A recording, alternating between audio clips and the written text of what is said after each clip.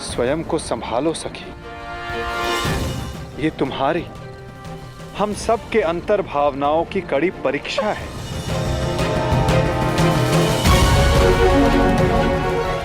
और इस युद्ध में हानि केवल हमें नहीं हुई है, अभी तो इस युद्ध में अनेकों की आहुति देना शेष है सखी।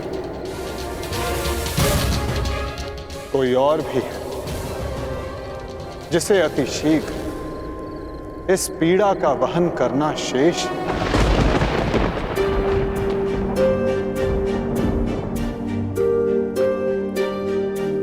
हुसैन,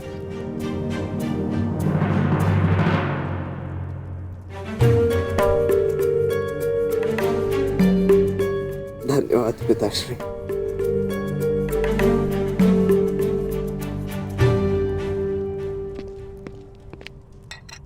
कहीं मेरे इस घाव को मेरी दुर्बलता तो नहीं समझ बैठे हैं ना आप पिताश्री?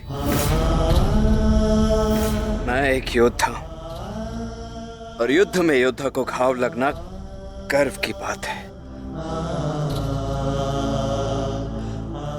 इस महायुद्ध में ये घाव मेरे लिए एक उपहार की भांति है।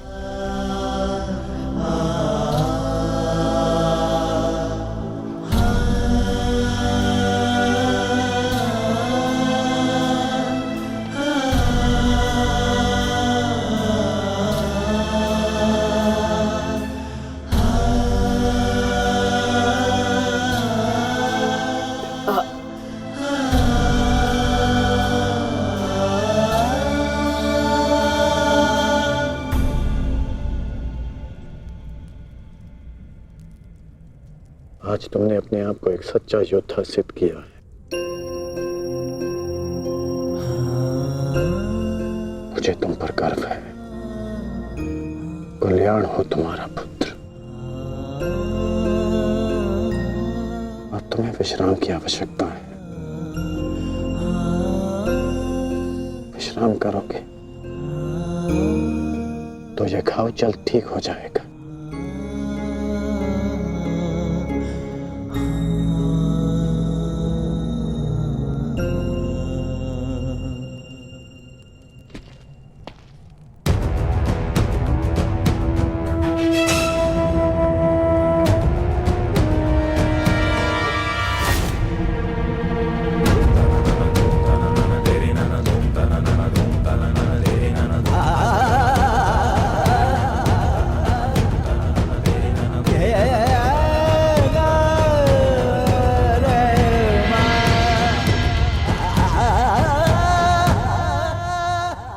युद्ध भूमि में अपनी मृत्यु से अधिक अपनों की मृत्यु का भय कितना सताता है ना मित्र।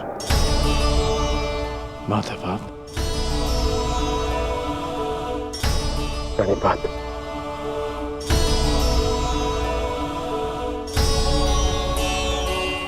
परंतु आप यहां कैसे? मैं तुम्हें यह बताने आया था कि तुम्हारा पुत्र आज इस युद्ध में बड़ी वीरता से लड़ा मित्र। तुम्हारे पुत्र ने महाभारत के प्रथम दिन को अविस्मरणीय बना दिया। वृषसेन के घायल होने के पश्चात भी उसने अर्जुन को युद्ध भूमि में तुम्हारी अनुपस्थिति का भान नहीं होने दिया।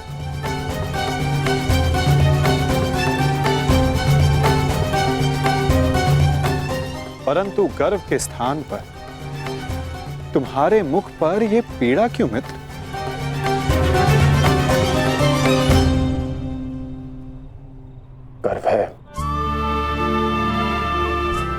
गर्व है माधव, परंतु ऐसा क्यों होता है कि मैं स्वयं के शरीर पर सहस्त्र बाण सह सकता हूं। मैंने बिना संकोच किए अपने कवच और कुंडल दान कर दिए। मैं ये सब पीड़ा सहने में सक्षम हूं। एक योद्धा होने के नाते मैं युद्ध के सभी नियमों से अवगत हूं, परंतु वृषसेन को लगे बाण, उसकी मृत्यु का भय।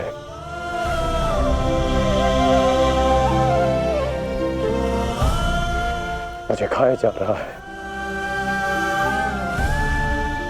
परंतु तुम ये कैसे कह सकते हो मित्र कि ये भय है, पूर्वाभास नहीं?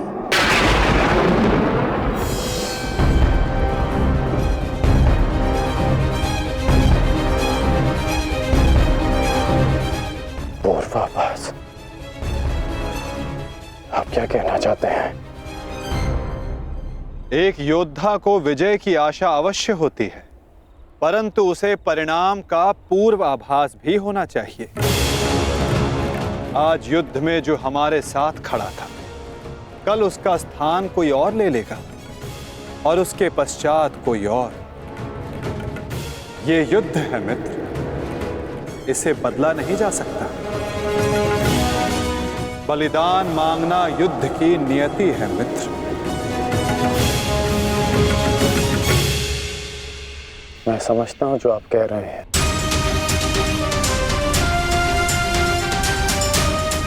परंतु मन में अपनों की रक्षा की चिंता है।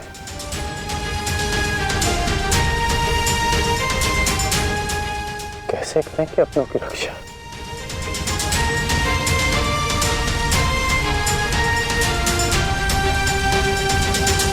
यदि कारण महान हो तो उसका बलिदान भी महान देना होता है मित्र। इस युद्ध में हो रहे बलिदान को स्वीकार करो। एक योद्धा को युद्ध में जाने से पूर्व सभी प्रकार के मोह को त्यागना पड़ता है।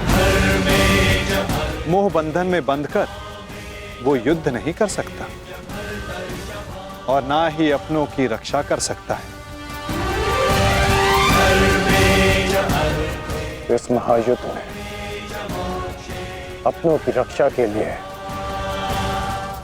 जो हो सकेगा वो मैं करूंगा, चाहे वो युद्ध के नियति के विरुद्ध हो तब भी अंगराज।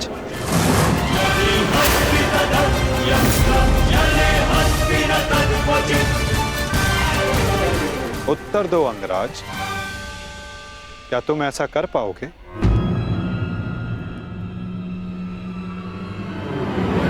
यदि तुम चाहो तो अब भी इस युद्ध की नियति को बदल सकते हो कर्ण। सहस्त्रों के प्राण बचा सकते हो, अपनों को खोने के भय से बच सकते हो। तुम्हारे पास अब भी समय है। हमारे पक्ष में आकर इस युद्ध को एक दिन में समाप्त कर दो मित्र। इस महाविनाश का मूल्य कम कर दो। बोलो मित्र, अपनी निष्ठा की नियति को बदलकर तुम इस युद्ध की नियति को बदलना चाहोगे? महामहिम भीष्म ने तुम्हें इस युद्ध भूमि में प्रवेश करने से वर्जित किया है। यही अवसर है मित्र, अपने भ्राताओं के साथ मिलकर धर्म के लिए युद्ध करके इसे समाप्त कर दो। यही अवसर है मित्र, अपने भ्राताओं के साथ मिलकर धर्म के लिए युद्ध करके इसे समाप्त कर दो। आप मेरा उत्तर जानते हैं, फिर क्यों बार बार ये प्रश्न करते हैं मुझसे? मैं तुमसे प्रश्न नहीं पूछ रहा हूं, तुम्हें तुम्हारे संदेहों का हल दे रहा हूं। या तो परिवर्तन के लिए स्वयं को परिवर्तित करो या फिर प्रलाप बंद करो मित्र। और जो हो रहा है उसे स्वीकारो। तुम्हारे अंदर अपने मित्र के विरुद्ध जाने का सामर्थ्य नहीं है मित्र। जो पीड़ा आज तुम अनुभव कर रहे हो सकता है कि कल तुम्हें उससे अधिक पीड़ा अनुभव करनी पड़े मित्र।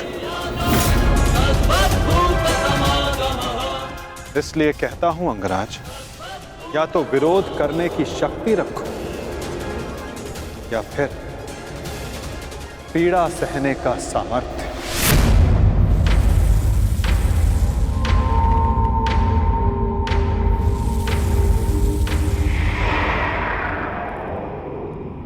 एक बात और थी मित्र,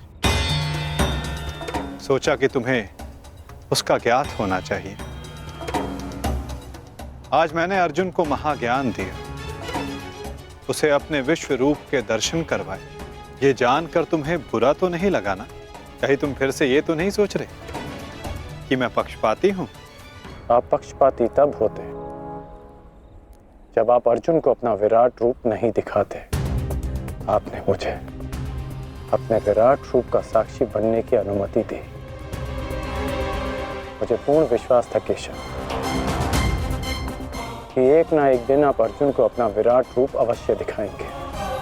आपको लेकर किसी और के मन में शंका हो सकती है, परंतु मेरे नहीं।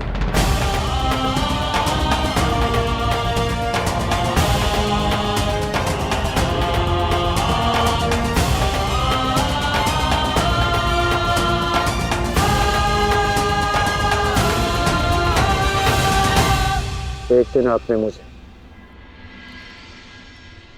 पाषाण और मोरपंख होने का अर्थ समझाया था। हर पहेली का उत्तर हमारे चयन में होता है अंगराज। इस पाषाण खंड की भांति जो ना अपना चुना हुआ मार्ग बदलता है और ना ही अपने विचार। और दूसरा मार्ग वासुदेव? जो इस मोर पंख की भांति होते हैं, वे अपने आप को ईश्वर की इच्छा के हाथों ऐसे समर्पित कर देते हैं जैसे इसने स्वयं को वायु को समर्पित किया।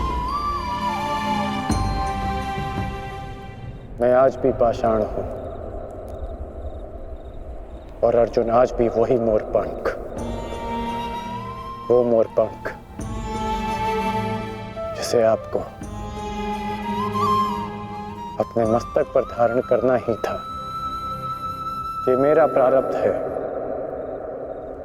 कि मैंने पाषाण होना चुना है।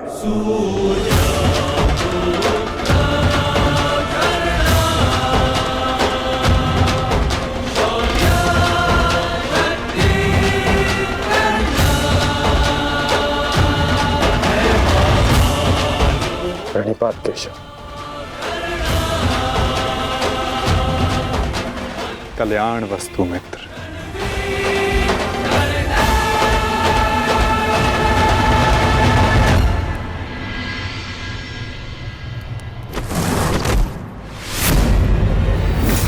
युद्ध का पहला दिन कौरवों के नाम रहा। ये पांडव सेना के युद्ध बंदी ज्येष्ठ, हम इन्हें अपना दास बना लेते हैं। और मुझे पूर्ण विश्वास है कि अंतिम विजय भी हमारी ही होगी। उत्सव का आनंद लो। राजकुमार दुर्योधन की जय! राजकुमार दुर्योधन की जय! अरे मित्र, आओ आओ मित्र। हाँ, यहाँ उत्सव चल रहा है। तुम कहाँ रह गए थे? किस बात का उत्सव? उन पांडवों के विनाश का उत्सव, उनकी पराजय का उत्सव मित्र। उन पांडवों के विनाश का उत्सव जिसका श्रेय जाता है तुम्हारे पुत्र को, वीर महारथी वृषसेन को, जिसे तुमने इतना सामर्थ्यवान बनाया।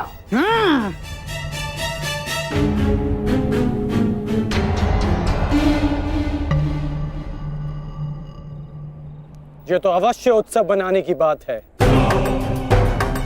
आज तो मैं भी मदिरा पान करूंगा। मामा श्री, तुम भी मदिरा पान करोगे? लो, ये लो।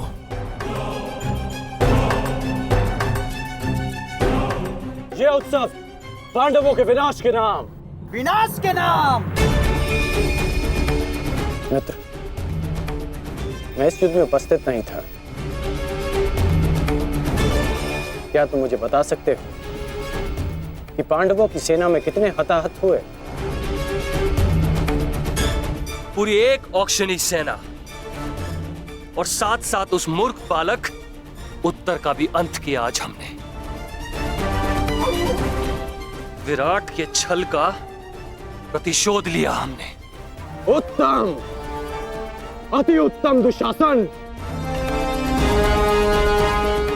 एक औक्षणी में 21 सहस्त्र 870 रथ और उनके रथी और इतने ही हाथी और उस पर सवार योद्धा, 65 सहस्त्र, 610 अश्वरोही, 1,09,000 सहस्त्र,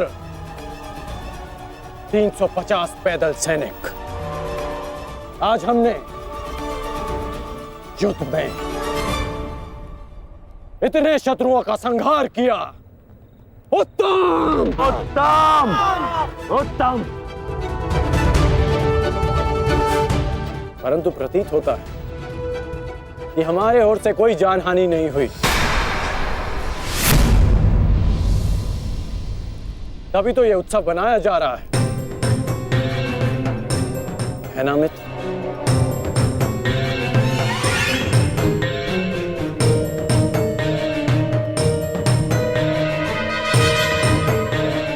नहीं मित्र, हमारी ओर भी लगभग आधी अक्षौणी सेना की हानि हुई है।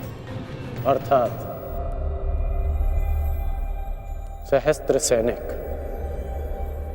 महारथी, अश्वरोही हमारी ओर से भी मारे गए।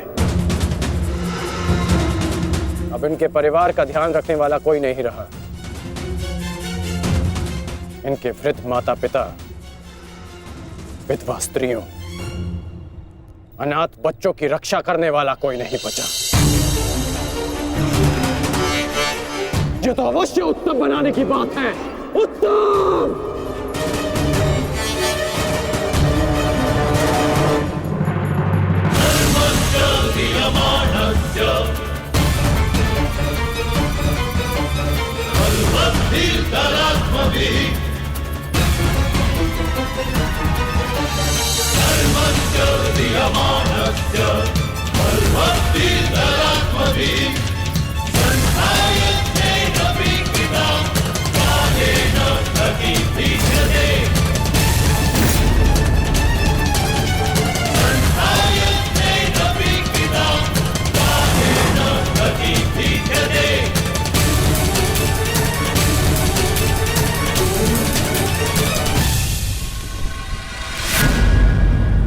नहीं, रणनीति बनाने का समय है। इस युद्ध में जीतने का समय है।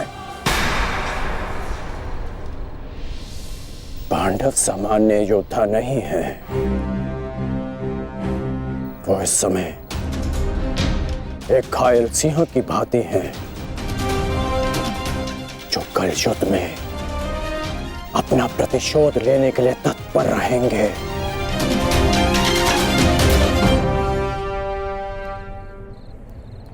तो इसी क्षण इस उत्सव को बंद कीजिए।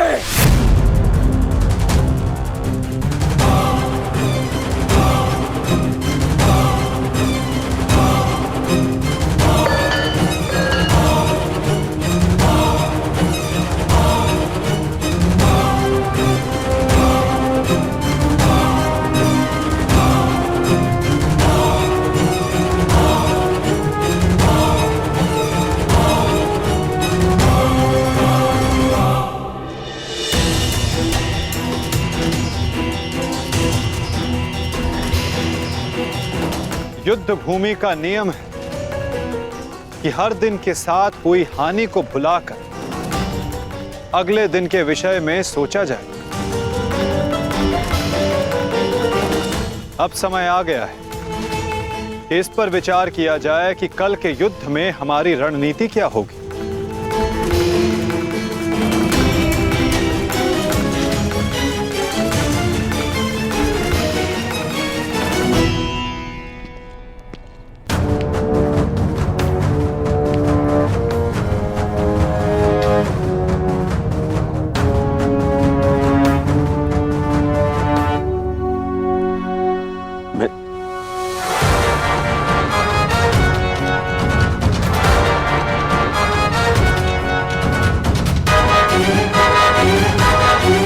परंतु कल के लिए हमारी योजना क्या होगी?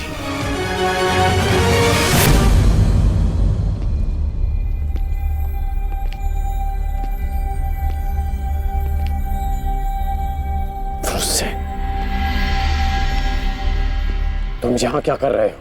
यहाँ कल की रणनीति बन रही है पिताश्री। तो इस सभा में मेरा उपस्थित होना अनिवार्य है ना?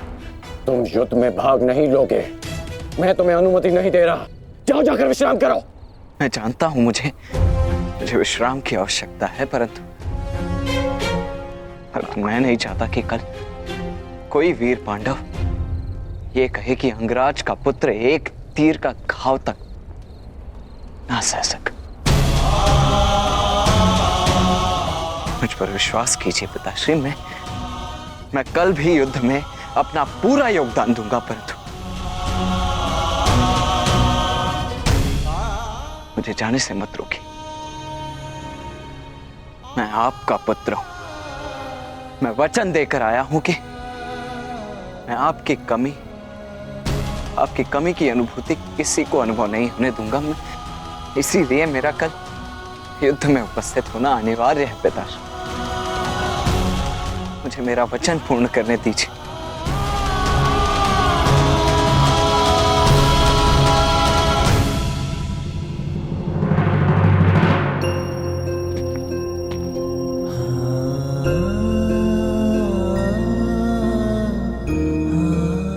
कल्याण हो तुम्हारा पुत्र। तुम युद्ध में भाग लोगे।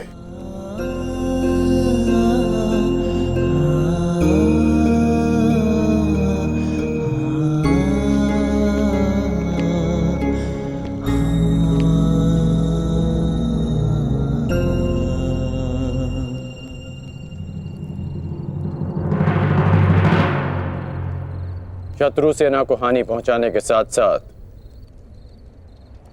आपको अपनी सेना को सुरक्षित रखना भी महत्वपूर्ण है।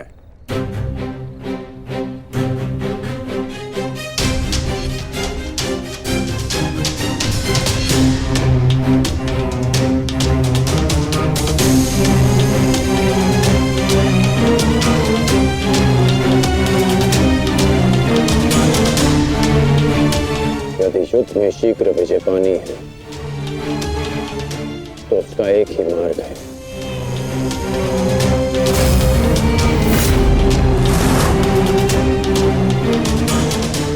उसे बंदी बनाओ। जिसे बंदी बनाने से ये युद्ध समाप्त हो जाए। युधिष्ठिर! कल युद्ध में कौरव तुम्हें बंदी बनाने का प्रयत्न अवश्य करेंगे युधिष्ठिर। यदि हमने युधिष्ठिर को बंदी बना लिया तो बाकी के सारे पांडव हमारे सामने हाथ जोड़े खड़े रहेंगे।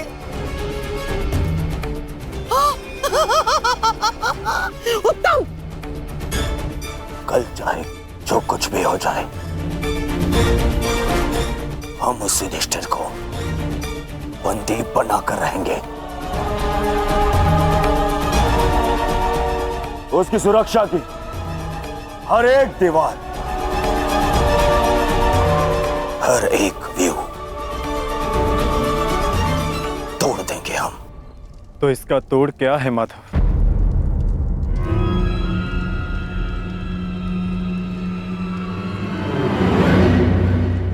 इसका एक ही तोड़ है पार्थ।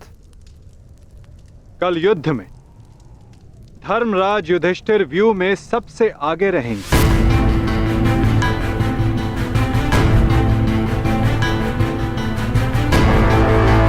जब आप जानते हैं माधव कि ज्येष्ठ को बंदी बनाना ही इन कौरवों का लक्ष्य है, तो क्या हम ज्येष्ठ को सबसे आगे खड़ा करके उनका कार्य सरल नहीं कर रहे हैं? क्या ये उचित है माधव? हाँ पार्थ, यही उचित है। इसीलिए मैं ऐसा कर रहा हूं।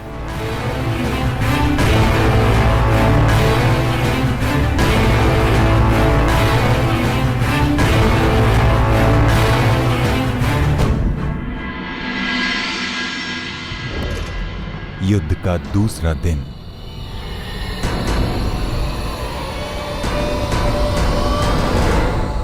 क्या युद्ध आरंभ का शंखनाद तब तक नहीं हुआ संजय? किसी भी क्षण युद्ध का शंखनाद हो जाएगा महाराज। दोनों सेनाएं सज्ज हैं। पांडवों की सेना ने आज कौंच व्यूह का निर्माण किया है। और महामहिम भीष्म ने महाव्यूह का उचित निर्णय लिया है ताचरी ने।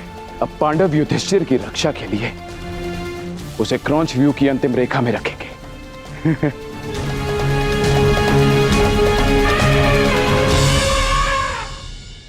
युद्ध भूमि में कुछ असामान्य घटित हुआ है महाराज, जिसका किसी को अनुमान नहीं था। जिस प्रकार से युवराज दुर्योधन आश्चर्यचकित हैं, ठीक उसी प्रकार से मैं भी आश्चर्यचकित हूं महाराज। किंतु ऐसा क्या हुआ है संजय? पांडवों ने राजकुमार युधिष्ठिर को सेना के अंतिम रेखा में न रखकर सेना के अग्रभाग में रखा है महाराज।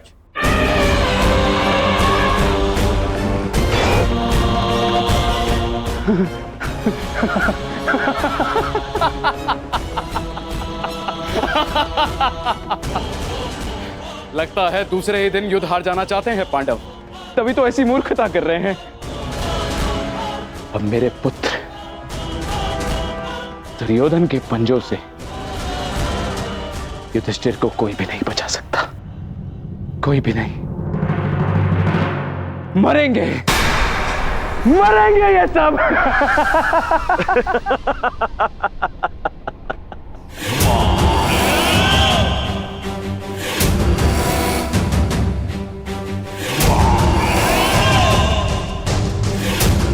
सुना था,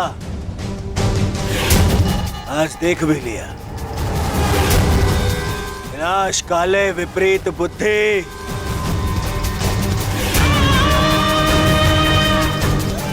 युधिष्ठिर को सबसे आगे खड़ा करके आश्चर्यचकित कर दिया इन पांडवों ने।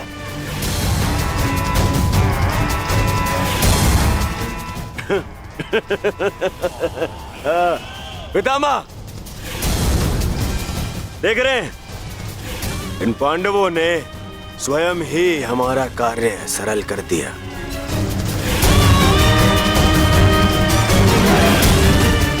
युधिष्ठिर को आगे खड़ा करके।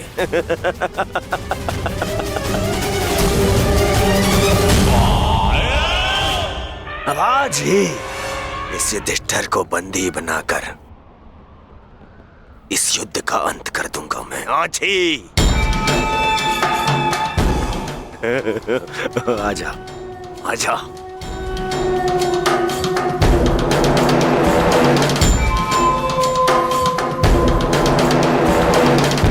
कल अंगराज ने उत्सव मनाने से रोक दिया था, आज अवश्य मनाएंगे।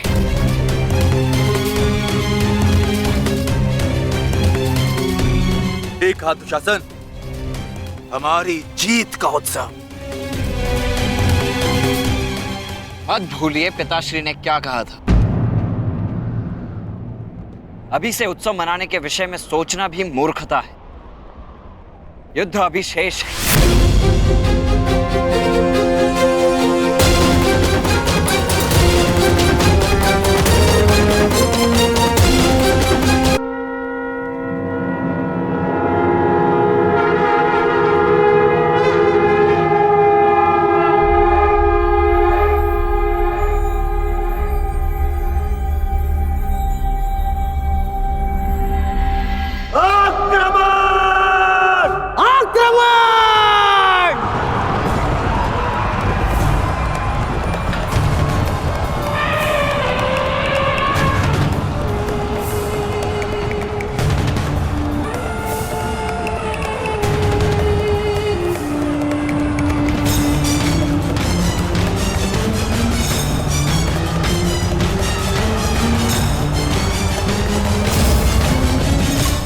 पांडव आक्रमण क्यों नहीं कर रहे?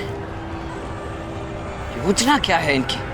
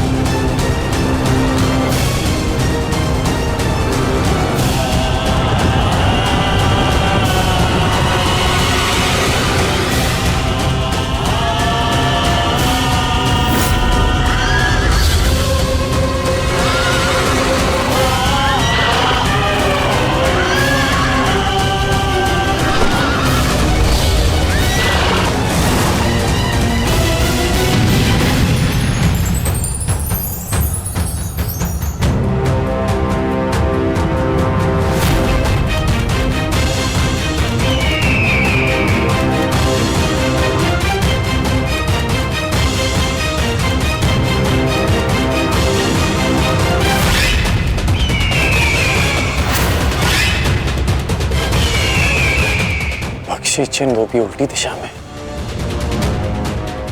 ये पांडव पीछे क्यों हट रहे हैं?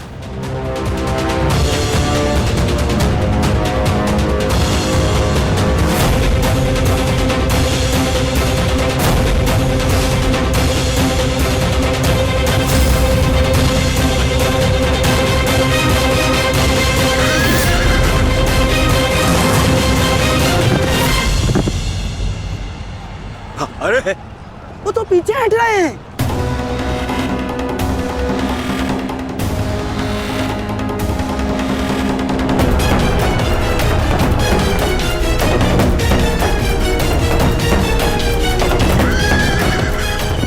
पीछा करो इनका, समाप्त कर दो सबको।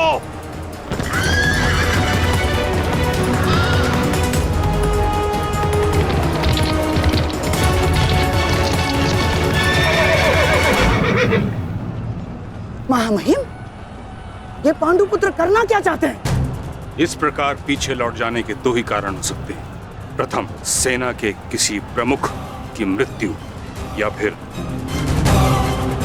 पराजय का भय।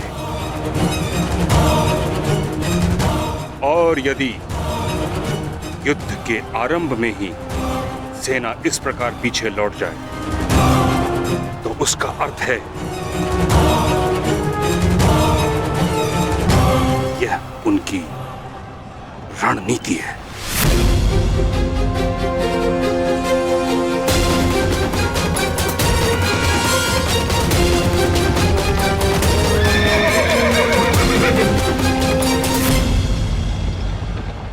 यह उनकी रणनीति है।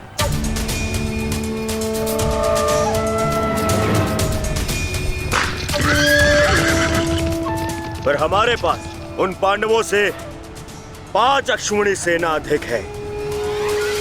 यदि ये कोई रणनीति भी है, तब भी हम अपनी सेना के बल से इन पांडवों को समर्पण करने के लिए विवश कर सकते हैं। पितामह, आप आगे बढ़िए और युधिष्ठिर को बंदी बनाइए। शीघ्रता मत करो दुर्योधन। सर्वप्रथम उनकी रणनीति को समझो, उसके पश्चात आगे बढ़ो।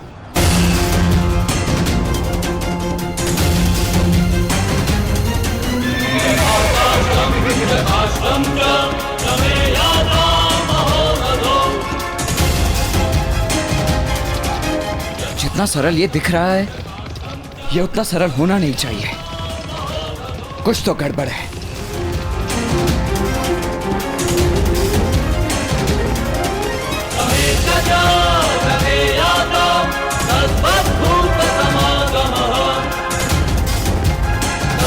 रुक जाओ, ये एक छल है, हमें फंसाने की चाल है ये।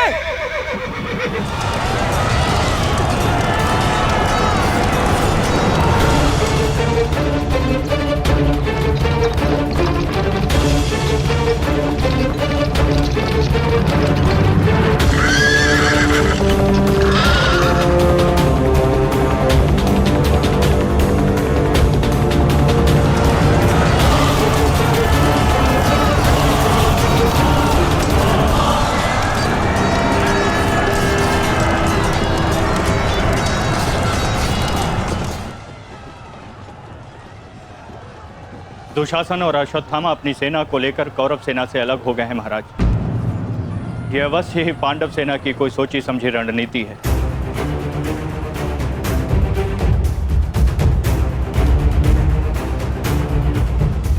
आत्मसमर्पण कर दो युधिष्ठिर। हो सकता है ज्येष्ठ तुम्हें जीवन दान दे दे।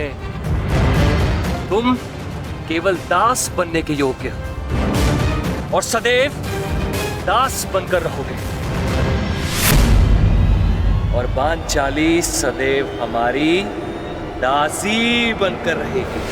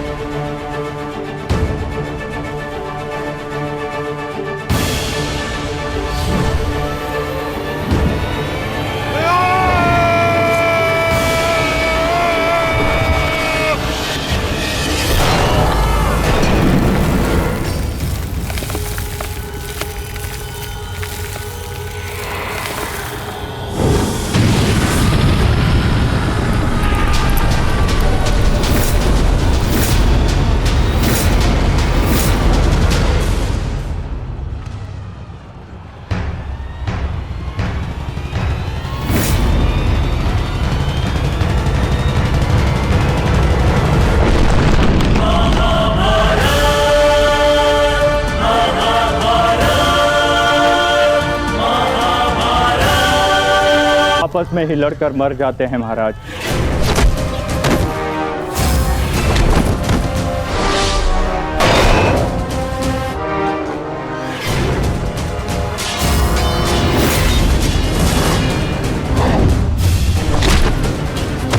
हाँ भाई, आप युवराज की सुरक्षा के लिए यही उपस्थित रहिए। मैं शीघ्र आता हूं।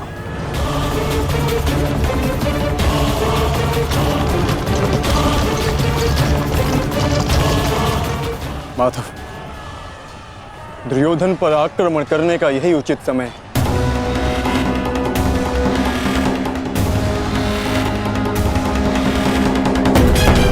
अंतिम प्रहार का समय आ गया है।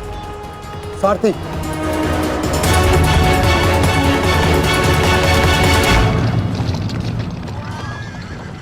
ये क्या? चारों पांडव सीधे हमारी ओर बढ़ रहे हैं।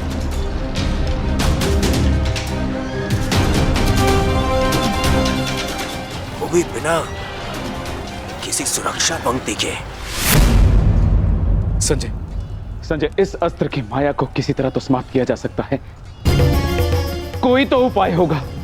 इसका उत्तर मेरे पास भी नहीं है महाराज, परंतु अवश्य ही राजकुमार अर्जुन के पास होगा और कदाचित वो अपने पुत्र अभिमन्यु को इसकी काट बता रहे हैं महाराज। सत्य कीर्ति अस्त्र, इसे उपयोग केवल एक शक्तिशाली योद्धा ही कर सकता है। हमारे विपक्षियों में आचार्य द्रोण, पितामह और अंगराज कर्ण इसका उपयोग करना जानते हैं। कर्ण तो युद्ध में सम्मिलित नहीं, और आचार्य द्रोण और पितामह को इनकी रक्षा करने के लिए पहुंचने में समय लगेगा, इसलिए हम इसका लाभ उठा सकते हैं। परंतु तुम भूल रहे हो, युद्ध भूमि में एक और कुशल योद्धा है जो सत्य कीर्ति अस्त्र का प्रयोग करना जानता है।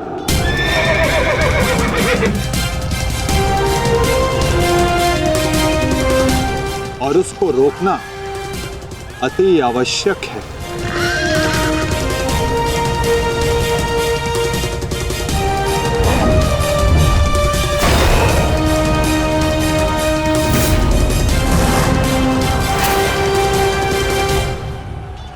जितने भी अस्त्र हैं, ये शत्रु को भ्रमित कर देते हैं। परंतु इस भ्रम को तोड़ने का कोई तो उपाय होगा ना पिताश्री? एक ही अस्त्र है, सत्य कीर्ति अस्त्र।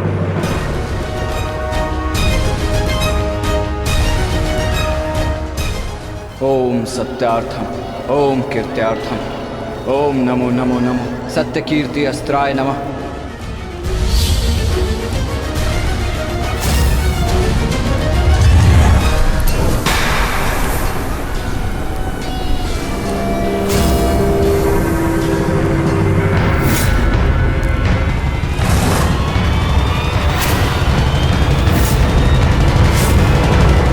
स्वागत है अभिमन्यु। वासुदेव ने सदा तुम्हारी प्रशंसा की और कल तो तुमने महामहिम भीष्म पितामह का मार्ग भी रोक दिया था। तुम में तुम्हारी इस असाधारण वीरता का मैं सम्मान करता हूं और प्रशंसा भी। परंतु इस समय मुझे मेरी सेना की रक्षा करनी है और ऐसा करने से मुझे कोई नहीं रोक सकता। प्रशंसा तो तुम्हारी भी बहुत हो रही है वृषसेन। जिस वीरता से तुमने मेरे पिताश्री का सामना किया वो सराहनीय था। परंतु इस समय मेरा भी केवल एक ही लक्ष्य, तुम्हें रोकना। तो विलंब कैसा? मैं प्रस्तुत हूं।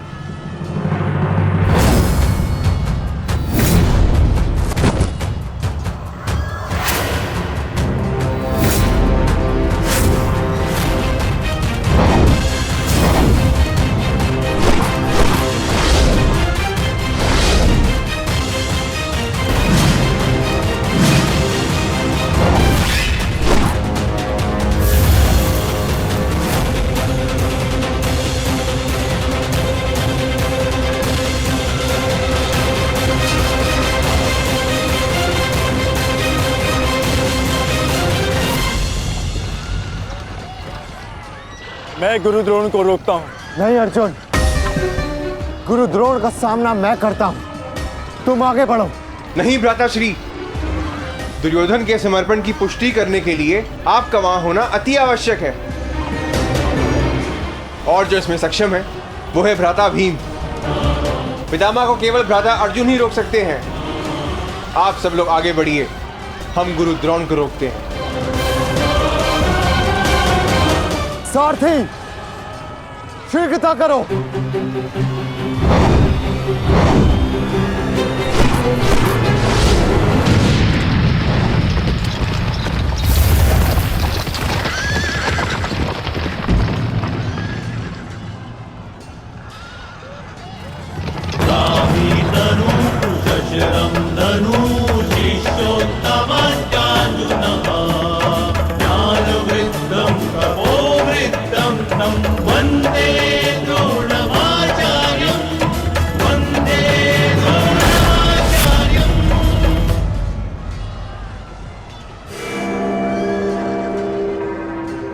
हस्तिनापुर नरेश, महाराज धृतराष्ट्र के ज्येष्ठ पुत्र दुर्योधन तक पहुंचने के लिए तुम्हें मेरा सामना करना होगा।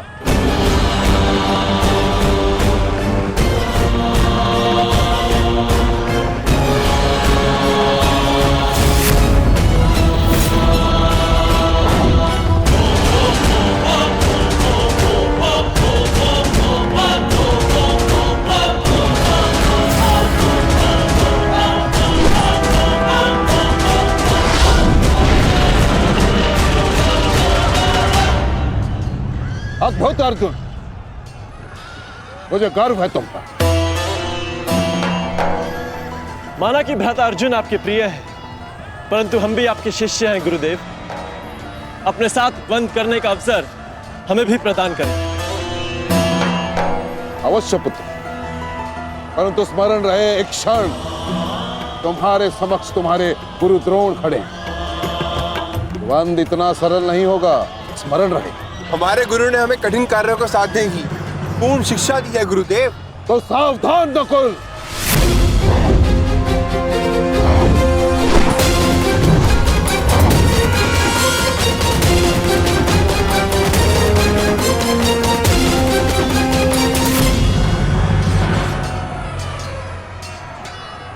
कहा था मैंने कि द्वंद्व सरल नहीं होगा।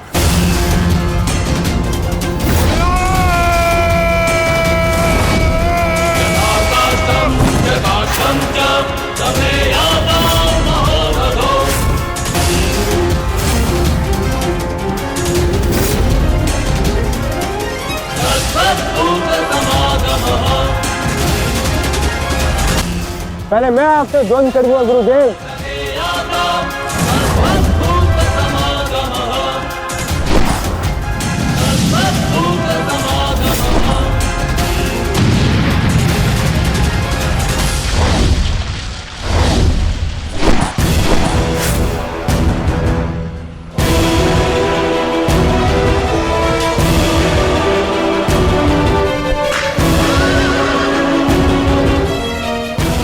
द्वंद्व का समय आ गया है। हमें पूरी शक्ति के साथ उनके साथ द्वंद्व करना होगा।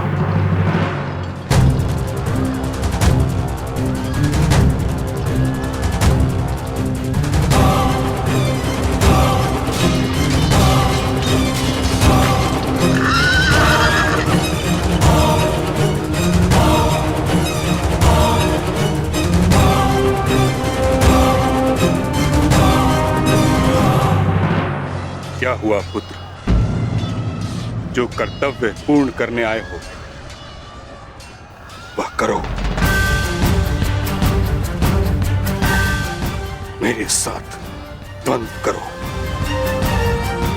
रुक क्यों गए? आक्रमण करो मुझ पर। कर्म से बड़ा कोई धर्म नहीं पुत्र। पितामह ने उचित कहा, अपने कर्तव्य का पालन करो। स्मरण है ना पार्थ, ना कोई बंधु है ना कोई बंधव, ना कोई मरता है ना कोई मारता है, ये सब आत्माएं हैं।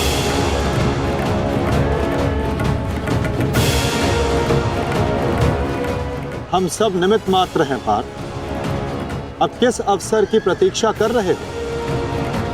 अवसर तो तुम्हारे समक्ष खड़ा है पार्थ।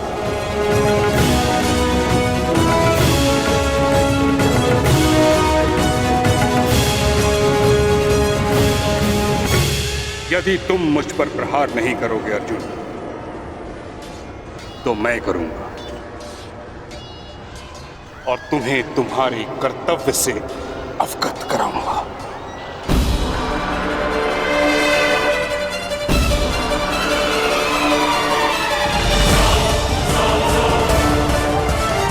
अपने प्रेम भाव को अपनी दुर्बलता मत बनाओ पार्थ, अन्यथा तुम्हारा यही प्रेम भाव तुम्हारी पराजय और अधर्म की विजय का कारण बनेगा।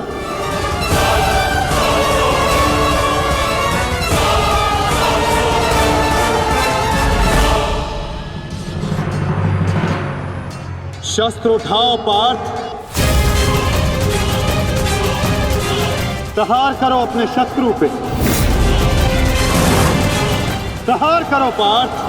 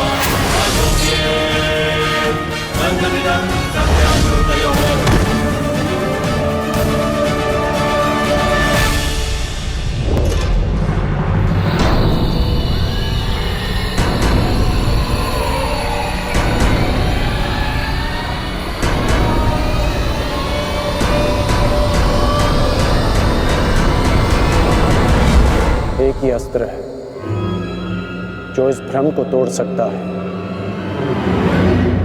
सत्य कीर्ति अस्त्र।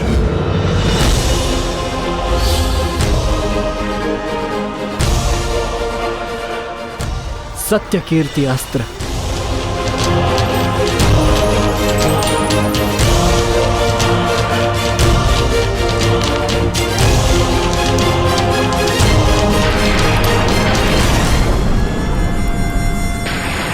मुझे अपने कर्तव्य का पालन करना ही है। तुम भी अपने कर्तव्य का पालन करो मित्र। हम दोनों को कोई नहीं रोक सकता।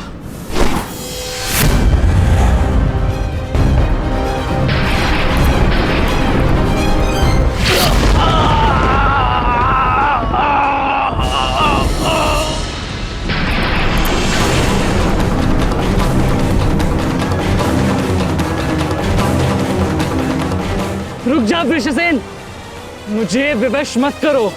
मैं केवल वो कर रहा हूं जो मेरे वश में है।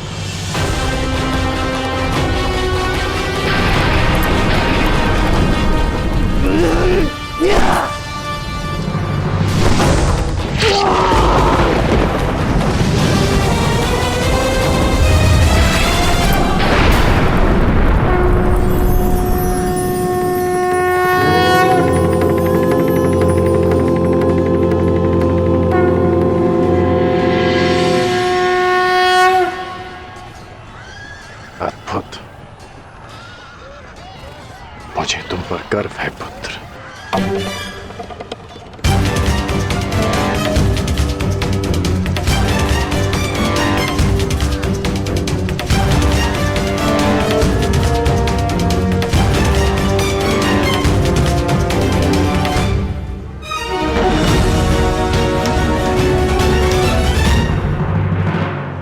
क्या सोचते हैं बताओ।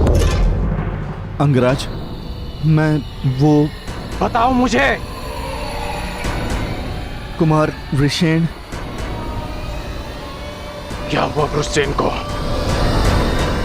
बोलो। युद्ध में बुरी तरह घायल हुए हैं।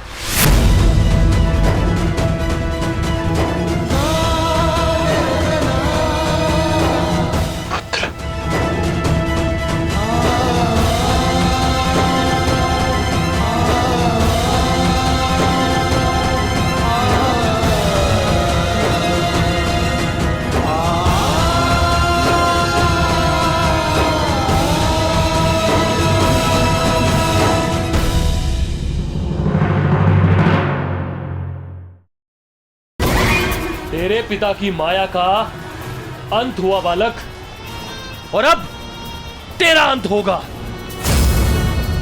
या!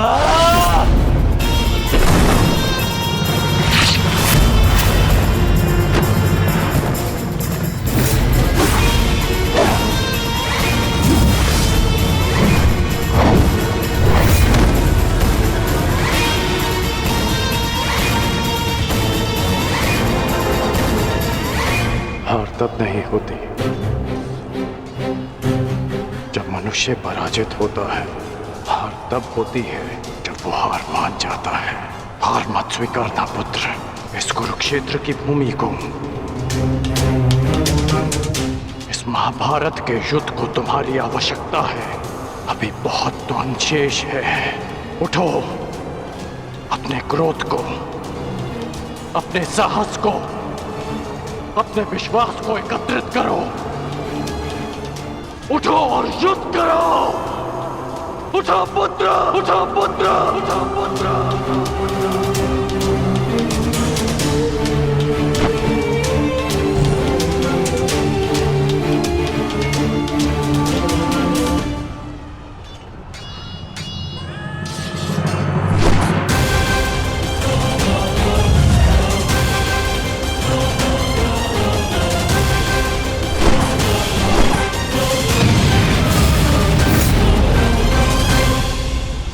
माधव, पितामह के प्रहार प्रतिक्षण बलशाली होते जा रहे हैं। हम उन्हें बहुत समय तक रोक नहीं पाएंगे। रोकना तो पड़ेगा पार्थ। जितना समय तुम इन्हें रोकोगे उतना समय भीम को मिलेगा कि वो दुर्योधन को परास्त कर युधिष्ठिर के समक्ष आत्मसमर्पण करने को विवश कर सके।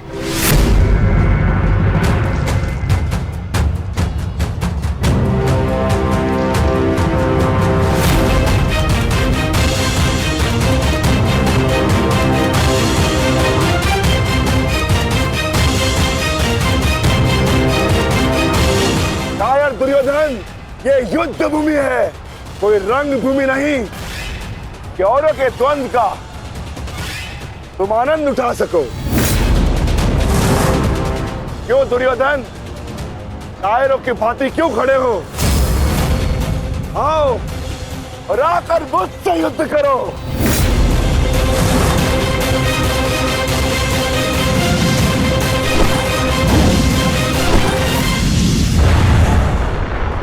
गंगापुत्र, शीघ्रता कीजिए। अर्जुन आपको द्वंद्व में उलझा रहा है।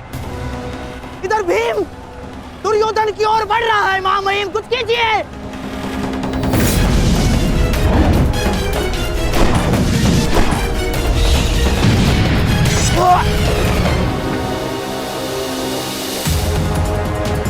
साथी,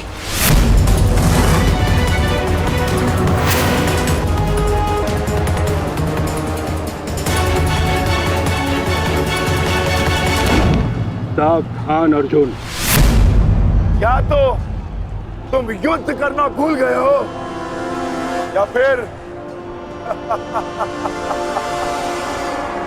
तुम्हें युद्ध करने का साहस नहीं है? दुर्योधन नहीं, नहीं दुर्योधन, भीम तुम्हें उकसा रहा है। द्वंद्व में मत फंसना। उचित कहा मामाश्री। मेमनों के आखेट के लिए से आगे नहीं बढ़ते। बस होके भीम के लिए तो मेरी कलिंग की सेना ही पर्याप्त है।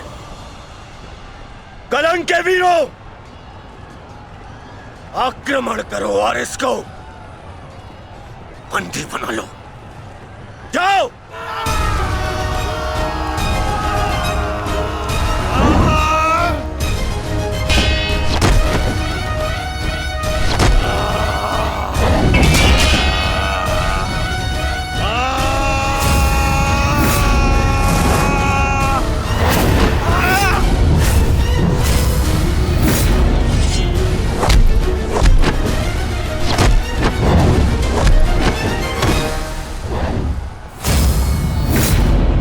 क्यों दुर्योधन, बस ये इतने से थे? अरे इनसे तो युद्ध करके मेरे हाथ पैर भी नहीं खुले।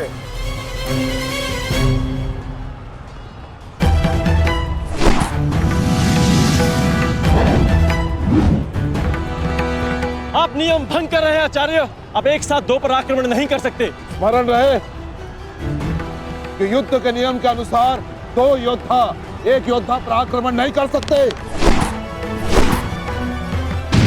परंतु एक योद्धा दो योद्धाओं पर आक्रमण कर सकता है। सहदेव,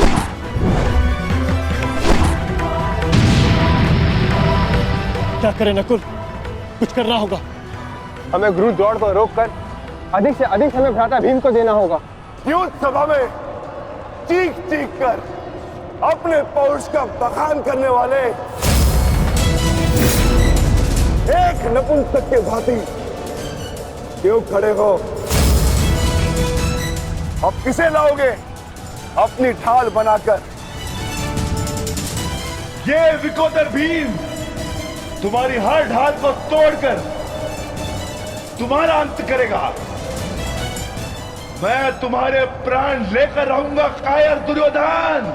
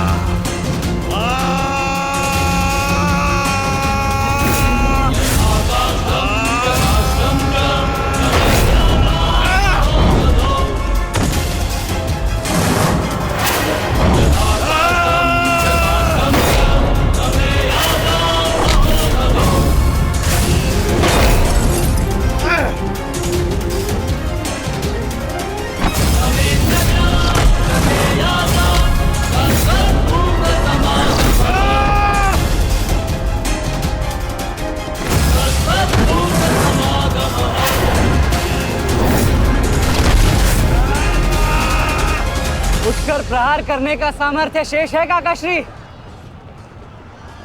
या पराजय स्वीकार करते हैं?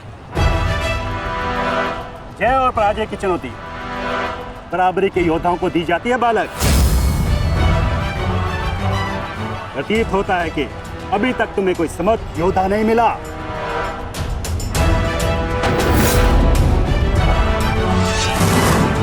मैं शब्दों के बाण नहीं चलाता नानाश्री। अच्छा, तो युद्ध करो या समर्पण करो।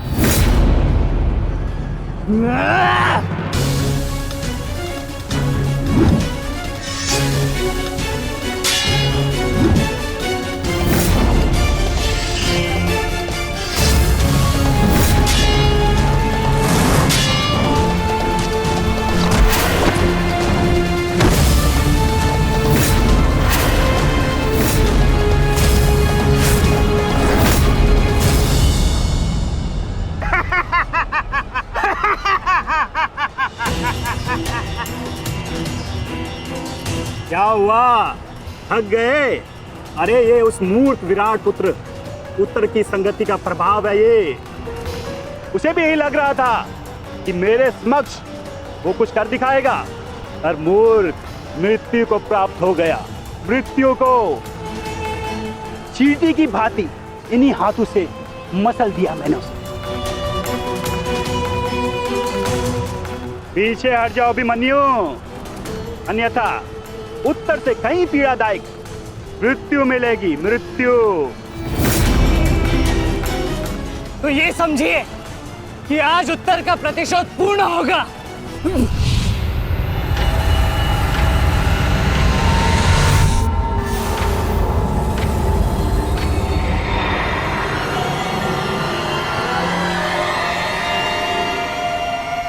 फिर से मूर्खता कर रहे हो अभिमन्यु। मेरी शक्तियों के बारे में ज्ञात नहीं है। शत्रु का क्रोध मुझे और बलशाली बनाता है, बलशाली।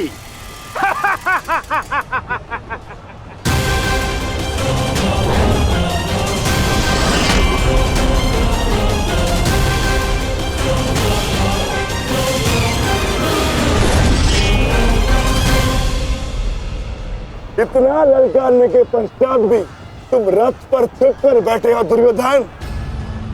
मैं भी कैसा मूर्ख हूं,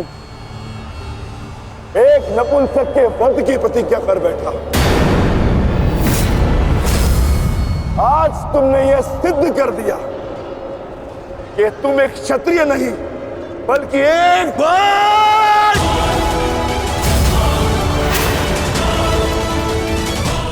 बहुत हो गया। सावधान!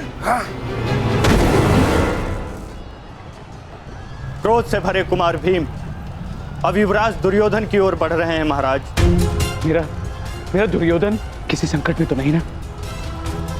कहीं ऐसा तो नहीं कि भीम युद्ध के दूसरे दिन ही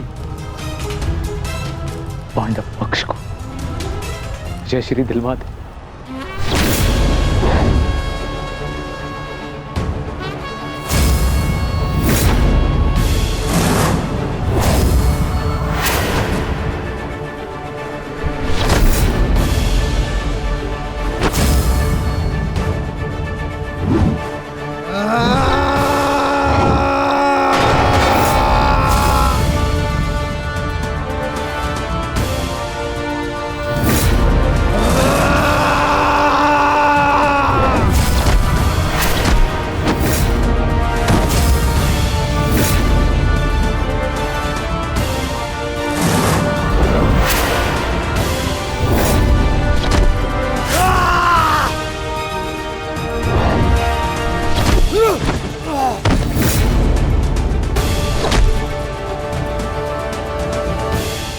दुर्योधन मारो!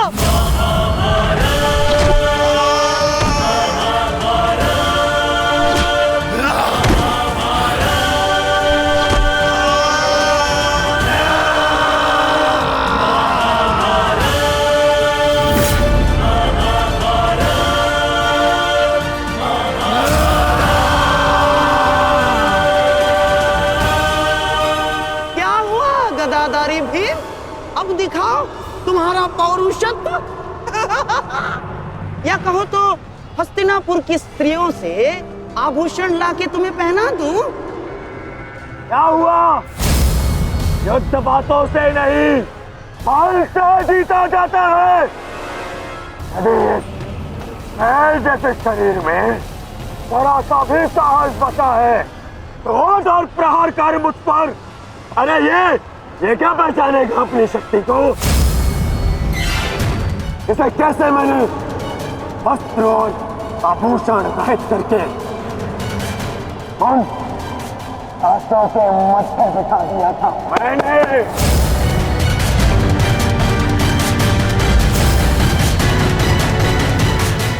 कदाचित ये भी भूल गया है कि कैसे मैंने बड़ी सभा में उस दासी द्रौपदी को उसका उचित स्थान दिखाया था।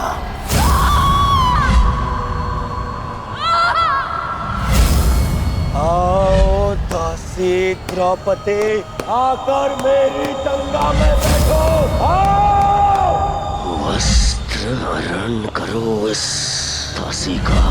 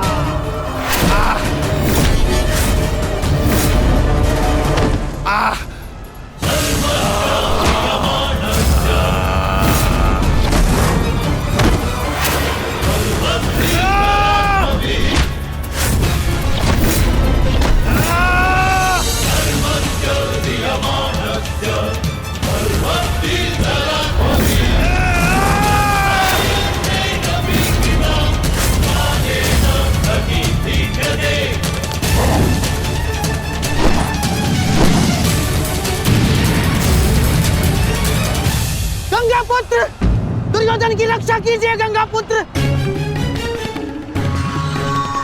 महामहिम, ये क्या कर रहे हैं आप?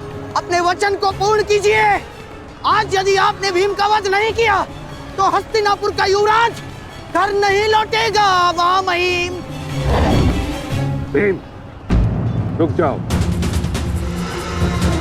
दूर हो जाओ दुर्योधन से, अन्यथा मुझे तुम्हारा वध करना होगा।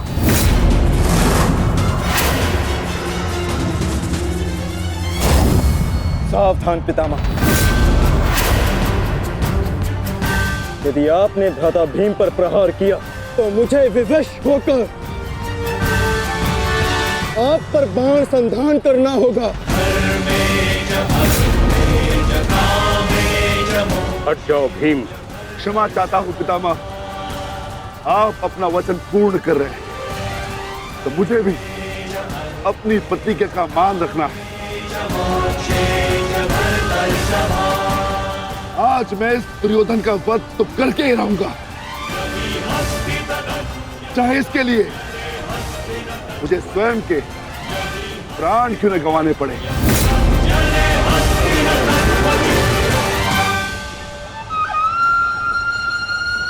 स्वयं के प्राण गंवा सकते हो भीम, परंतु क्या अपने दोनों भ्राताओं को इस आहुति में झोंक दोगे तुम? तुम्हारी इस भूल का फल नकुल और सहदेव को भुगतना होगा भीम। जरा देखो उधर।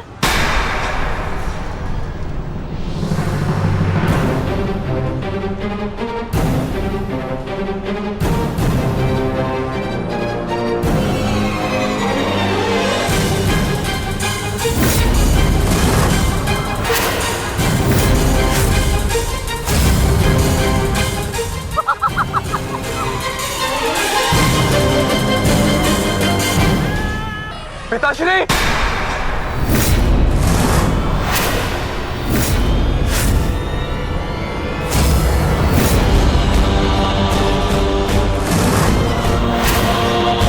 शस्त्र को नीचे करिए द्रोण, अन्यथा सदैव के लिए पुत्र से हाथ खो बैठोगे।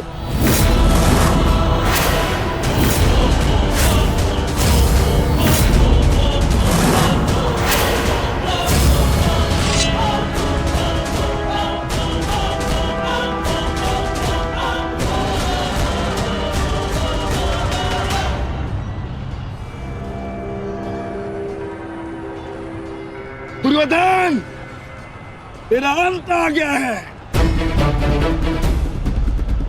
तुम्हारे पास दो विकल्प शेष है दुर्योधन।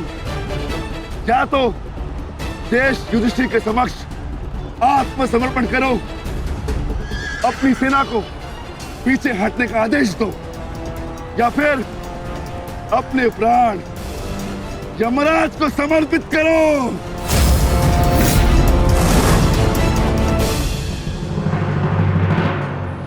मारो भीम, मारो, शीघ्रता करो भीम। इतनी भी क्या शीघ्रता है राजकुमार युधिष्ठिर?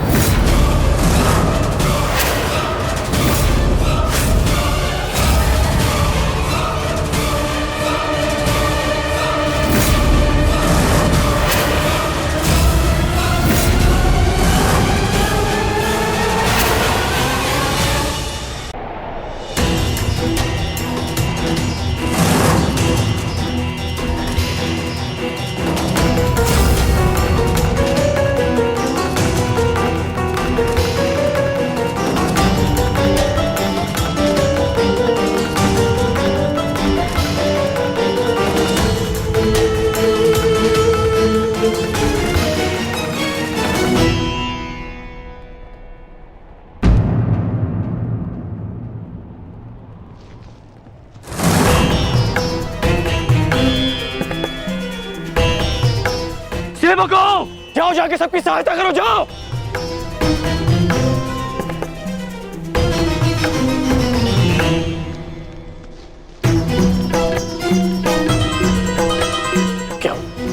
क्या हुआ?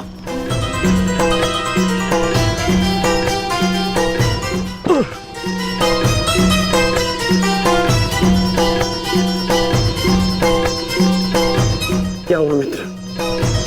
आज हम ये युद्ध हारने ही वाले थे मित्र।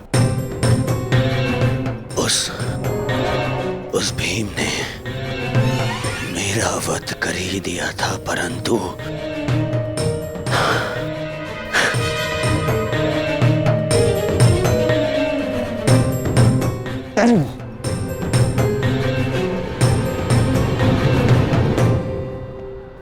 ठीक समय पर आकर वृषसेन ने पूरी परिस्थिति को ही बदल दिया।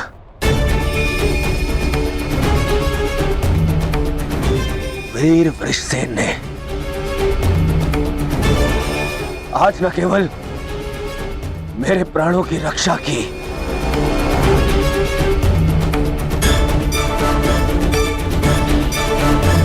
अभी तो कौरव सेना को एक लज्जाजनक हार से भी बचाया।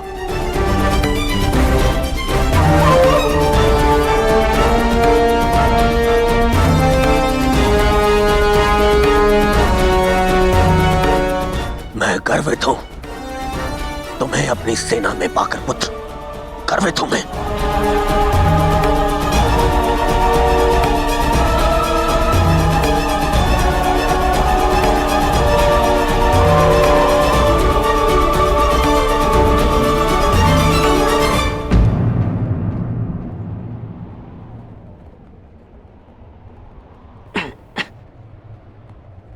आप फिर से मेरे घाव देख रहे हैं ना पिताश्री, और मैं फिर से यही कहूंगा, चिंता मत कीजिए। आज का युद्ध समाप्त हुआ और युद्ध भूमि में जो कुछ भी हुआ उसे भुला देना ही श्रेयस्कर है, अपितु उन बाधाओं को समझने का प्रयास करना चाहिए जो हमें विजयश्री बनने या प्राप्त करने से रोक रही है।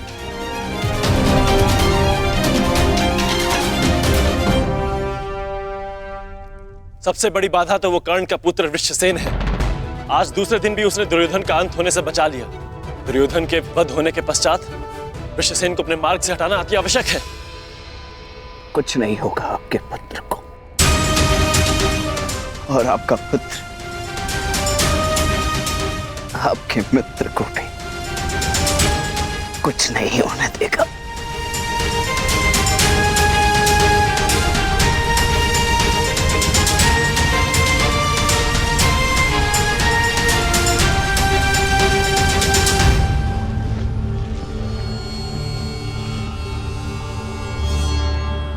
मित्र, आज का दिन हमारे पक्ष में नहीं था। तुम हमारे साथ होते तो कदाचित ऐसा नहीं होता।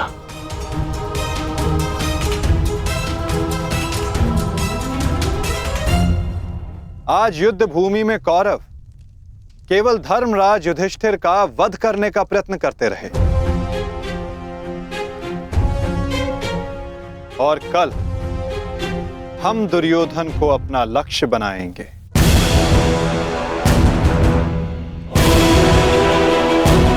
क्योंकि दुर्योधन के अंत के साथ कौरवों की पराजय भी निश्चित है।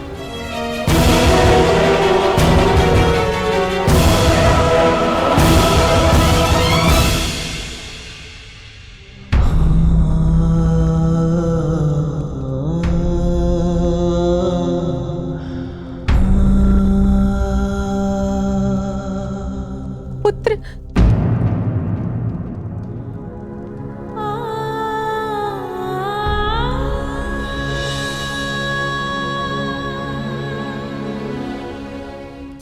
क्या दशा बना दी है इस युद्ध ने तुम्हारी। अरे माता, आप कब आई? माता हूं,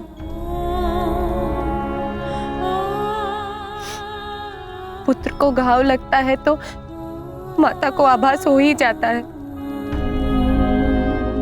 मेरे मन ने कहा कि मेरा पुत्र संकट में है, दौड़ी चली आई।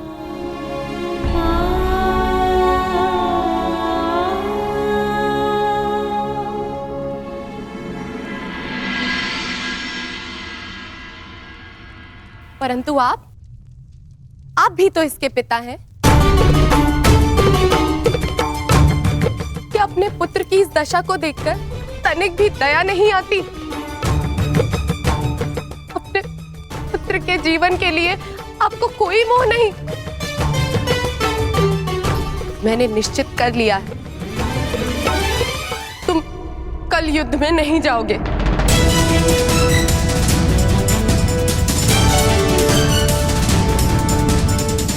परंतु माता, मैंने कहा ना, ये मेरा अंतिम निर्णय है।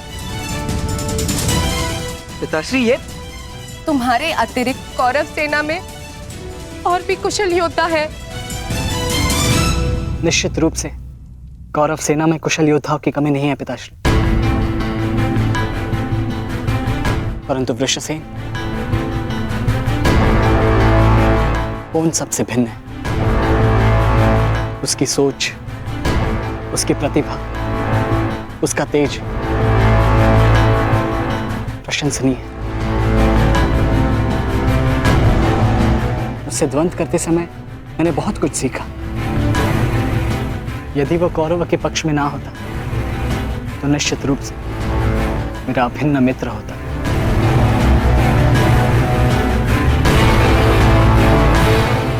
परंतु समझ में नहीं आता कि उसमें इतना तेज आया कहां से। कुछ जन्म से, कुछ कर्म से। वो अंगराज कर्ण का पुत्र है, जिसके मन में मृत्यु का भय नहीं, अपने कर्तव्य की ओर पूर्ण आत्मसमर्पण है। उस पर तेज स्वतः ही आ जाता है अभिमन्यु।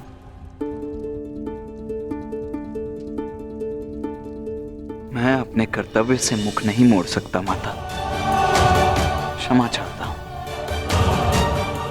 आप मुझसे मेरे प्राण भी मांगेंगी तो मैं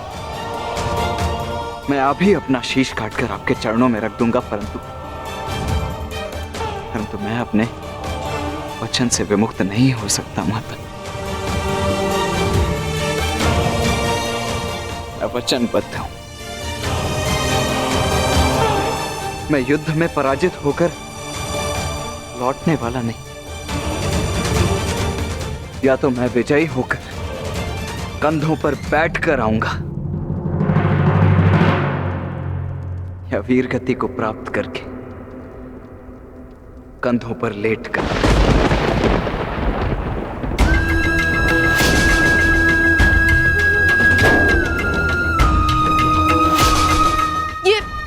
ये आपका पुत्र क्या बोल रहा है? अब आप सुन रहे हैं ना? मैं आपसे हाथ जोड़कर विनती करती हूँ स्वामी, रोकिए इसे। आप ऐसा कैसे होने दे सकते हैं? कुछ कीजिए। करना तो तुम्हें है सुप्रिया, ममता और कर्तव्य में संतुलन करना है।